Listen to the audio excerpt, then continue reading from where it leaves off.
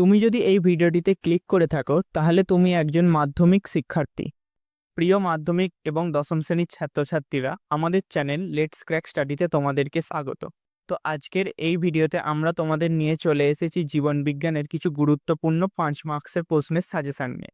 তো এই প্রশ্নের সাথে সাথে তোমরা উত্তরও একটি পিডিএফ এর মাধ্যমে তোমাদেরকে আমরা প্রোভাইড করে দেবো, যেরকম আমরা প্রত্যেকটি ভিডিওতেই করে আসছি। তো সেই পিডিএফ পাওয়ার জন্য তোমাদের এই ভিডিওটিকে শেষ পর্যন্ত দেখতে হবে। প্রশ্নগুলি শুরু করার আগে যদি তোমাদের সামনে খাতা বা পেন থাকে, সেই খাতা পেন নিয়ে তোমরা বসো, তাহলে তোমরা সেগুলো সঙ্গে সঙ্গে নোট করে নিতে পারবে, আর পিডিএফে যাওয়ার প্রয়োজন নাও করতে পারে। এবং ভিডিওটি যদি ভালো লাগে তাহলে অবশ্যই চ্যানেলটিকে সাবস্ক্রাইব করে বন্ধুদের সাথে ভিডিওটিকে আগে শেয়ার করে নাও, তো তাহলে ওরাও এই ভিডিওটিকে দেখে উপকৃত হবে। তো চলো প্রথম প্রশ্ন থেকে শুরু করছি। প্রথম প্রশ্ন হচ্ছে, উদ্ভিদের চলন কয় প্রকার ও কি কি? যে কোনো একটি উদ্ভিদের চলন ব্যাখ্যা করো। 2 নম্বর প্রশ্ন, একটি উদ্ভিদ হরমোনের নাম লেখো ও ওই হরমোনের যে কোনো দুটি কাজ লেখো। 3 নম্বর প্রশ্ন, মাইক্রো প্রোপাগেশন পদ্ধতিটি ব্যাখ্যা করো। 4 নম্বর, মেন্ডেলের সূত্রগুলি লেখো। মেন্ডেলের সাফল্যের 3টি কারণ লেখো। একটা গুরুত্বপূর্ণ প্রশ্ন। 5 নম্বর হচ্ছে, ফিনোটাইপ ও জিনোটাইপের মধ্যে পার্থক্য। এটা হচ্ছে প্রথম একটি পার্থক্য এলো। 6 নম্বর প্রশ্ন কি বলেছে, থ্যালাসেমিয়া আক্রান্ত শিশুর কি কি লক্ষণ দেখা যায় এবং এই রোগের উপসর্গগুলি লেখো। জেনেটিক কাউন্সিলিংয়ের সময় কি পরামর্শ দেওয়া হয়।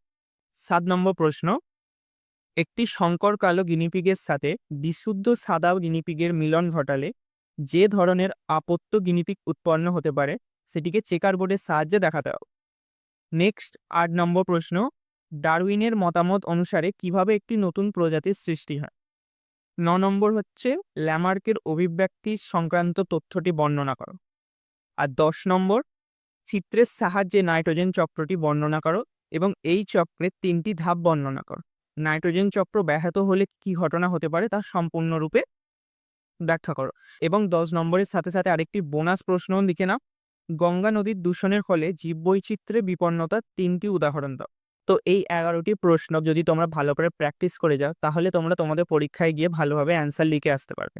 এবং এই 11টি প্রশ্নের মধ্যে তোমাদের যে প্রশ্নগুলি অসুবিধা হচ্ছে তোমরা সেগুলো আমাদেরকে এই কমেন্টে জানাও এবং আমরা এই প্রশ্নগুলির আরও সহজভাবে উত্তর তোমাদেরকে প্রোভাইড করে দেবো। এরপরে আসছি আমরা নেক্সট কথায়, যেটা হচ্ছে কিভাবে তোমরা পিডিএফটিকে ডাউনলোড করবে। এই ভিডিওর ডেসক্রিপশনের নিচে তোমরা একটা পিডিএফ এর লিঙ্ক দেখতে পাবে, সেখান থেকে তোমরা এই পিডিএফটি ডাউনলোড করে নিতে পারবে। আশা করি ভিডিওটি ভালো লেগেছে। যদি ভিডিওটি ভালো লাগে অ্যাজ ইউজুয়াল লাইক, সাবস্ক্রাইব এবং ভিডিওটিকে আগে আরও বন্ধুদের সাথে শেয়ার করে দাও। দেখা হচ্ছে এরকমই পরে আরও সাজেশনের ভিডিওতে।